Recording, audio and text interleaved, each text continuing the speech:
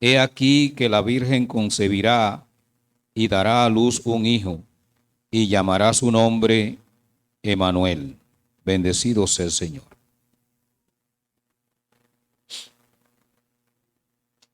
Bendecido sea Jesús.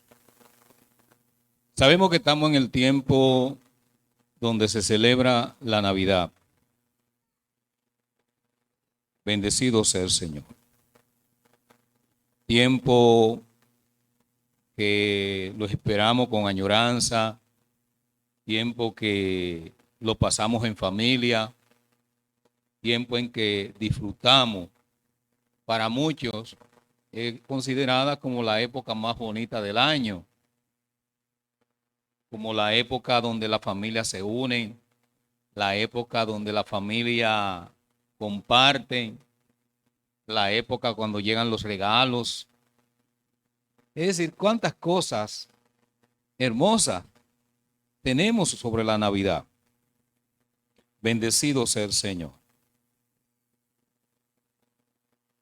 Y hay que destacar lo siguiente.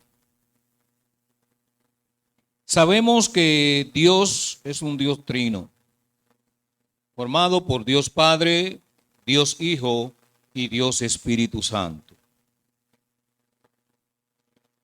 Sabemos que Dios creó al hombre a su imagen y semejanza.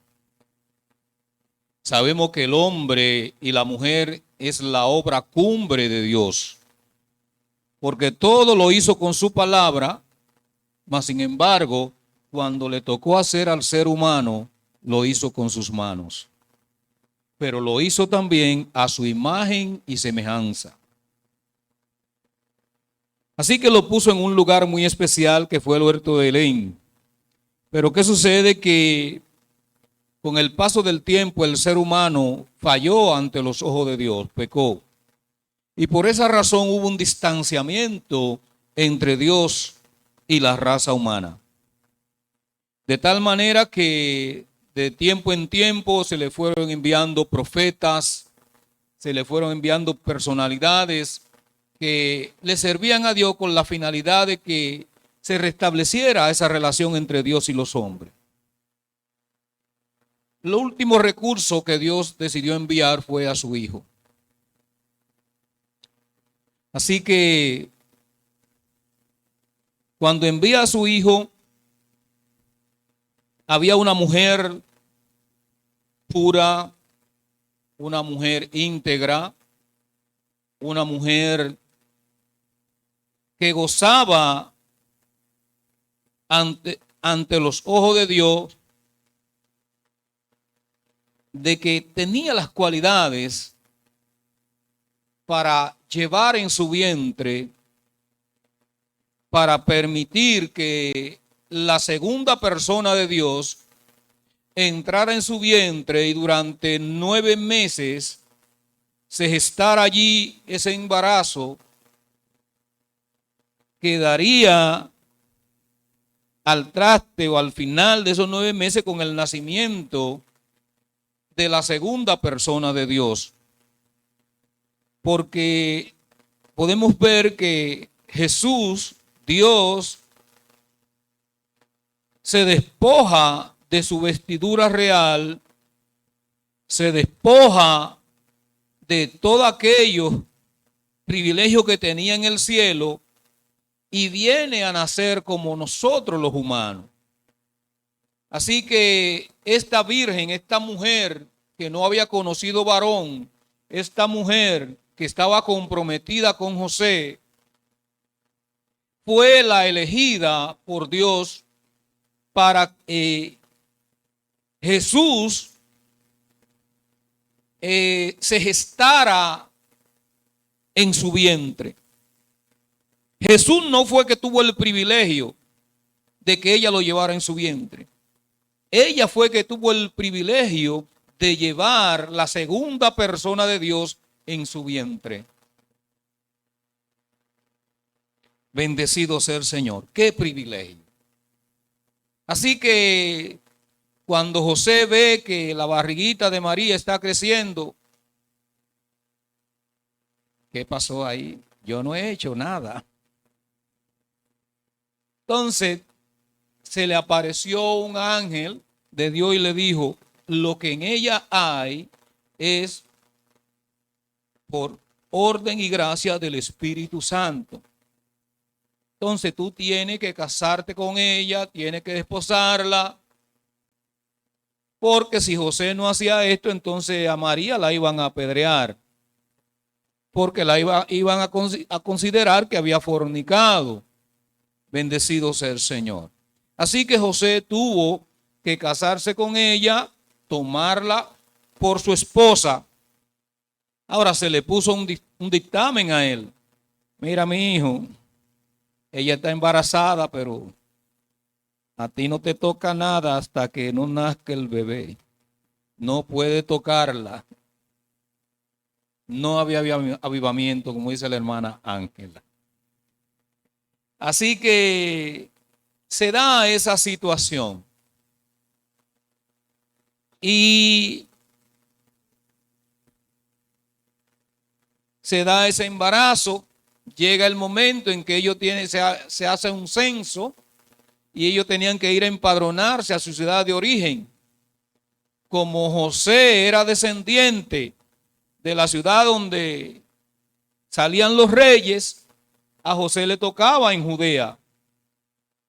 Cuando iban de camino hacia Judea,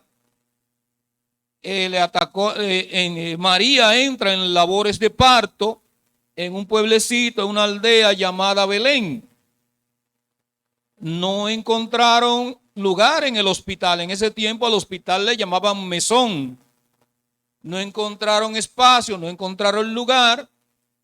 Y como ellos eran turistas allí, porque no era su ciudad donde ellos residían, iban de paso, lo que encontraron fue un pesebre, un establo, un lugar donde se guardaban los animales.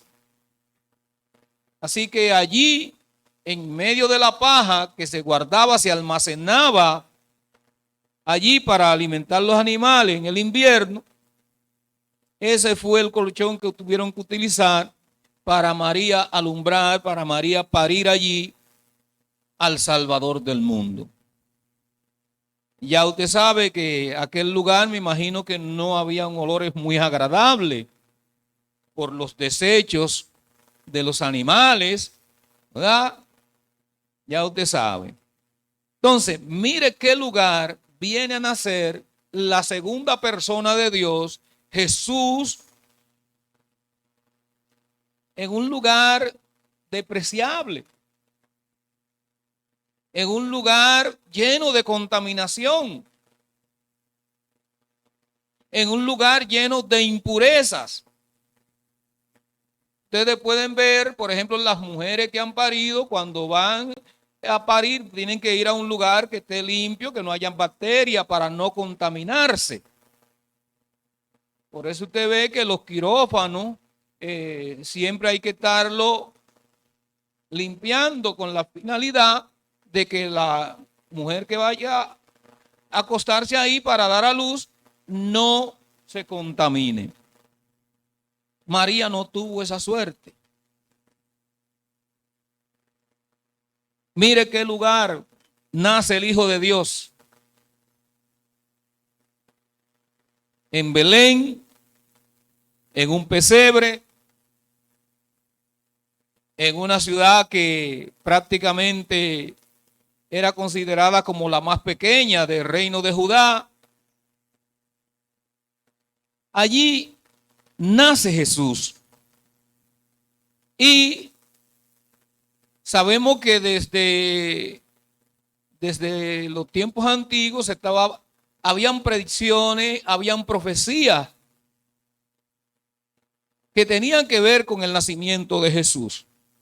Por eso, por ejemplo, en el libro de Isaías, que es considerado como el quinto evangelio, a pesar de que está en el Viejo Testamento, Isaías habla del nacimiento de Jesús, Isaías habla de la vida de Jesús, pero también Isaías habla de la muerte de Jesús.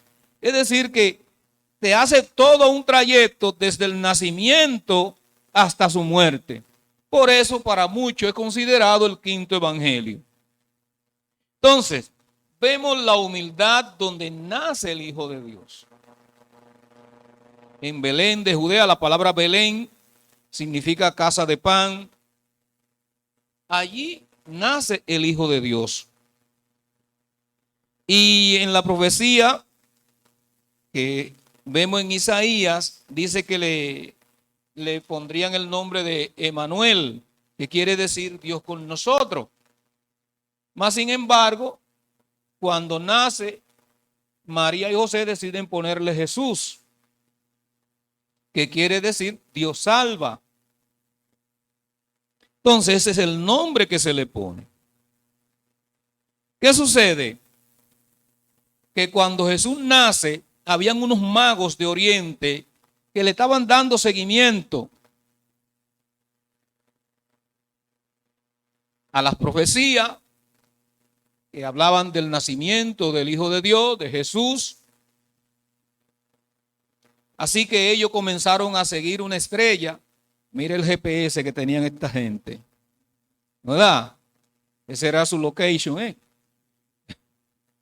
Así que esa estrella comenzaron a seguirla y las coordenadas fueron exactas. Donde se detuvo la estrella, ahí estaba el niño. Entraron y le llevaron unos presentes muy singulares, podríamos decir. Le llevaron oro, que era el regalo que se le hacía a los reyes, pero también le llevaron mirra e incienso, que no era tan halagüeño eso, porque la mirra y el incienso, a pesar de que eran como ambientadores, pero era lo que se usaba para ungir a la persona cuando morían, para embalsamar a las personas. Este niño acaba de nacer y ya mire qué es lo que están regalando. Bendecido sea Jesús. Así que Herodes antes le había dicho a los magos, cuando van preguntando que dónde habría de nacer el niño, Herodes manda a investigar a donde los sacerdotes, donde los religiosos de la época, y le dijeron que el niño, según las profecías, iba a nacer en Belén de Judea. Y le dice a los magos, bueno, pues vayan, busquen al niño, y cuando ustedes lo ubiquen, ustedes pasan por aquí de nuevo, que yo también quiero ir a adorar. Los magos fueron, como antes le había dicho, adoraron al niño, le llevaron presente, y mientras dormían tuvieron un sueño, en el cual se les advertía que no regresaran donde Herodes, porque la finalidad de Herodes era matar al niño. Porque si era el rey de los judíos y él era el gobernante allí, él entendía que no podía cantar otro gallo donde él cantaba. Así que la finalidad de él era matar al niño, porque era supuestamente el enemigo del reino. Sería el enemigo del gobierno romano. Así que los magos, al ser advertidos, se fueron por otro lugar, y Herodes, al sentirse burlado, se enfureció y, como no sabía cuál era el niño, acabó con todo lo que tenían de 2 años hacia abajo. Hubo gran lloro en aquella aldea, tratando de violentar los planes de Dios, tratando de impedir de que los planes de Dios se consoliden, tratando de impedir de que las promesas de Dios sean truncadas. Bendecido sea el Señor. Es decir, que este niño, desde su nacimiento, mire cuánta oposición había. Desde su nacimiento, desde su concepción, cuánta oposición había. Cuánta cosa tenía el enemigo de la justicia con el propósito de frustrar la voluntad de Dios. Por eso la Navidad La Navidad nosotros la tenemos como una época de regocijo, como una época donde se conmemora, se celebra el nacimiento de Jesús, pero debemos darle un poquito más de profundidad, porque la Navidad no es simplemente beber, comer y sentir alegría. La Navidad tenemos que ponernos a reflexionar. No podemos celebrar la Navidad como la celebran los demás. Hay 2 semanas que las casas licoreras venden todo lo que tienen. La Navidad y la Semana Santa. Oye, ¿qué tan santa es? Si acaban con todo el alcohol. Entonces, donde se celebra el nacimiento y donde se conmemora la muerte de Jesucristo, entonces la gente la coge para otra cosa. Entonces, nosotros debemos darle el sentido que realmente tiene la Navidad, porque la Navidad representa la victoria de la vida sobre la muerte. La Navidad representa la redención, porque allí nace el Redentor del mundo. La Navidad representa la esperanza, porque vivíamos sin esperanza, no había oportunidad de salvación. Y allí nace el Salvador del mundo. La Navidad representa esa oportunidad que Dios compró a precio de sangre por cada uno de nosotros en la cruz del Calvario. Por lo tanto, la Navidad debe ser un proceso donde nosotros reflexionemos, donde nosotros valoremos ese sacrificio que hizo ese Cristo, que se quitó su vestidura real y estuvo esos 9 meses en el vientre de María para nacer como un humano, y que desde chiquito para evitar que lo mataran, tuvo que correr hacia Egipto, llevárselo a sus padres, porque Herodes procuraba eliminarlo para abortar el plan de Dios. Entonces la Navidad no es algo tan simple. La Navidad es algo que nosotros tenemos que tomarlo con mayor seriedad. Y realmente valorar ese gesto, ese tanto amor que tuvo Dios para con nosotros. Porque lo que Jesucristo hizo fue grande. Pero también podemos ver que a veces no importa el lugar de donde tú salgas. Hubo personas como Natanael que dijo que de Nazaret puede salir algo bueno.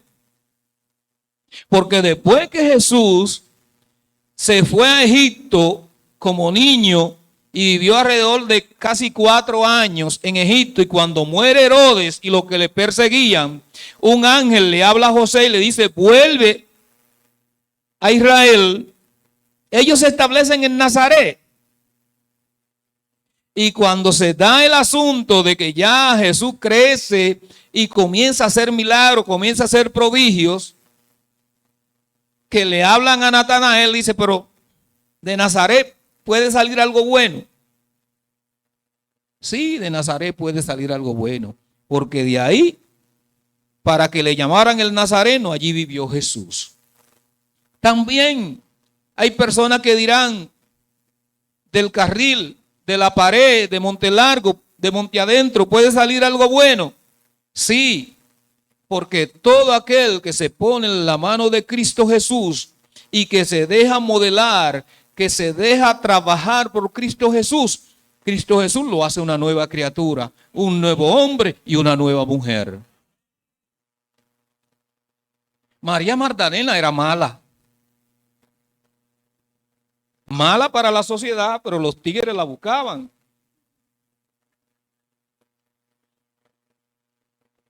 Pero cuando el maestro la trabajó, cuando el maestro trabajó su corazón, se convirtió en una nueva criatura, una nueva persona, un nuevo ser. Entonces ya podían hablar en pasado, de la vida de María Magdalena. Ella era. ¿Por qué? Porque hubo un cambio en su comportamiento, en su manera de ser. Zaqueo era un tiguerazo. Entonces, a veces la gente piensa que en la iglesia, todos los que llegamos aquí éramos angelitos. Entonces, nos ven así, con ya como seres angelicales, pero a veces no saben nuestro pasado, nuestra forma de ser anteriormente. Lo que pasa es que cuando nosotros nos ponemos en la mano de Jesucristo, Jesucristo hace de nosotros una nueva criatura. Jesucristo hace de nosotros un nuevo ser, una nueva persona, con nuevas actitudes, con nuevas características, que si éramos odiosos, ya nos hace ser personas más amigables. Entonces Jesucristo ha ido trabajando en nuestro carácter. Como dice Cesario en una ocasión, como tú, también nosotros éramos malitos. Entonces, no importa el lugar donde tú vengas. No importa lo que pueda decir la gente de tu familia. Y de esa familia puede salir algo bueno. Sí, puede salir algo bueno. Porque hay gente que tiene ciertos esquemas, ciertas cosas en su mente, de que de ahí no puede salir nada bueno. De que esa familia no puede salir nada bueno. Sí puede salir. Porque cuando Jesucristo trabaja en el corazón del ser humano, hace nuevas todas las cosas. Entonces, la Navidad es un tiempo de reflexión, es un tiempo donde nosotros como iglesia, todo el tiempo estamos en Navidad, porque estamos ¿qué? Recordando a Jesucristo, recordando el sacrificio que Él ha hecho. Por lo tanto, la Navidad no es un día, no es una semana. La Navidad son 365 días para la iglesia que busca el rostro de Dios. Porque en todo momento nosotros estamos buscando ¿qué? Y valorando el sacrificio que hizo Jesucristo. Por lo tanto, el día de mañana, el día 25, que se celebra el nacimiento de Jesucristo, a pesar de que eso está en duda, de que fue 25 de diciembre, porque hay personas que establecen que fue entre marzo y abril, pero ya universalmente hemos tomado esa fecha para conmemorar el nacimiento de Jesús. Entonces nosotros no debemos celebrarlo como los demás. Debemos celebrarlo poniendo de manifiesto los valores cristianos, poniendo de manifiesto el valor, la honradez, poniendo de manifiesto el amor que tuvo Jesucristo por cada uno de nosotros.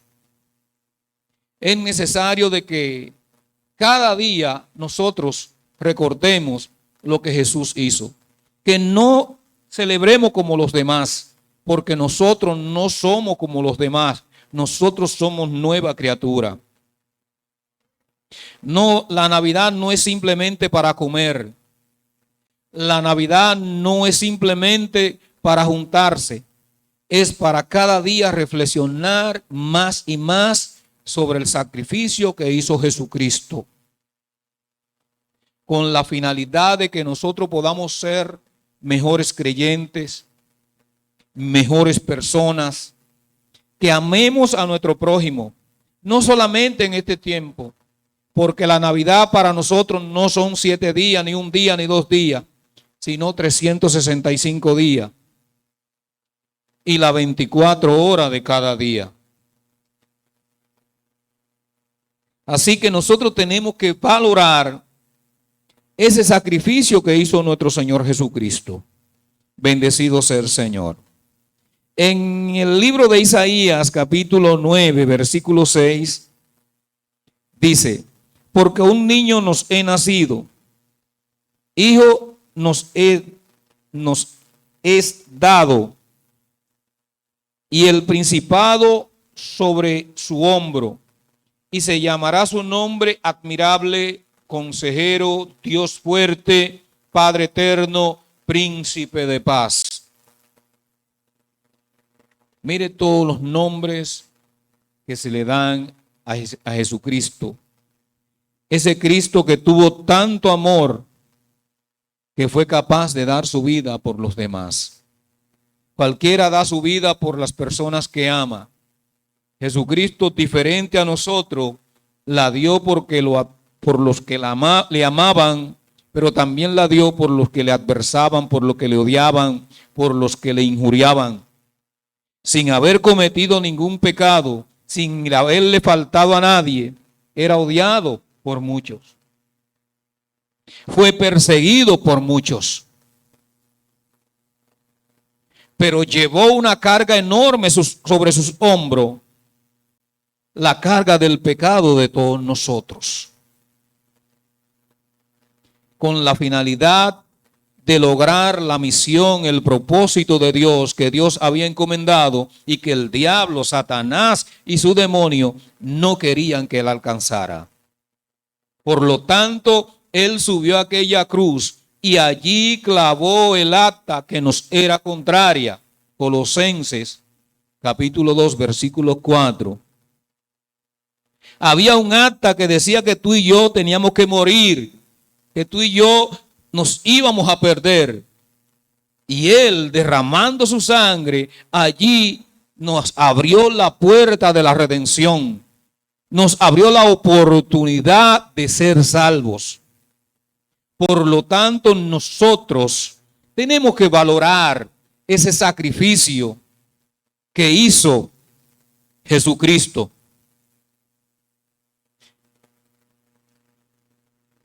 Allí él venció el pecado. A pesar de que hubo momentos en que ya no tenía fuerza y que los ángeles tuvieron que bajar para consolarle porque estaba en carne como estamos tú y yo como hombre. Pero él luchó y agradó a Dios hasta la muerte. Pero aún la muerte la venció, porque murió y al tercer día resucitó y se levantó como un Dios triunfante, porque había logrado lo que se había propuesto. Había logrado la misión a la perfección como Dios la había planeado. Así que ese que vino, ese que nació en ese lugar humilde, ese que se humilló hasta lo sumo, entonces fue levantado en gloria, en victoria. Por eso dice la Biblia que los que se humillan serán ensalzados, que los que se humillan serán exaltados. Nosotros tenemos que aprender de él, que fue manso y humilde.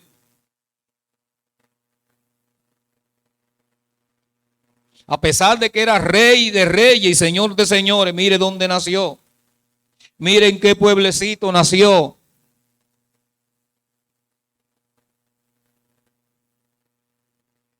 Entonces, no importa donde tú nazcas para ser grande. Para ser grande, tú lo que necesitas es la ayuda de Dios. Y esforzarte y prepararte. En Dios todo lo podemos hacer. Todo lo podemos lograr. Así que la Navidad es una oportunidad para cultivar en nuestros hijos los valores, para cultivar en nuestros hijos las buenas enseñanzas, para enseñarle a nuestros hijos el sacrificio que hizo Jesucristo. Mire que en la Navidad hay una mezcla de Pascua y de Navidad, valga la redundancia. La Pascua era considerada como una de las fiestas solemnes donde el pueblo de Israel celebraba su salida de Egipto de la esclavitud. Y para conmemorar esa festividad comían pan, cordero asado, algún tipo de ensalada, aceite verde que aceituna, hacían un tipo de festín. Entonces vemos que nosotros también el 24 hacemos nuestro festín, pero a veces no sabemos el sentido por el cual estamos celebrando eso. Entonces esa es la idea de que a los más jóvenes nosotros podamos enseñarle esos valores y esa historia tal como es. Que simplemente no sea sentarnos allí a comer, sino que podamos compartir también las enseñanzas que encierra la palabra de Dios. ¿Está bueno? ¿Está ahí ya? Terminamos. Dios le bendiga.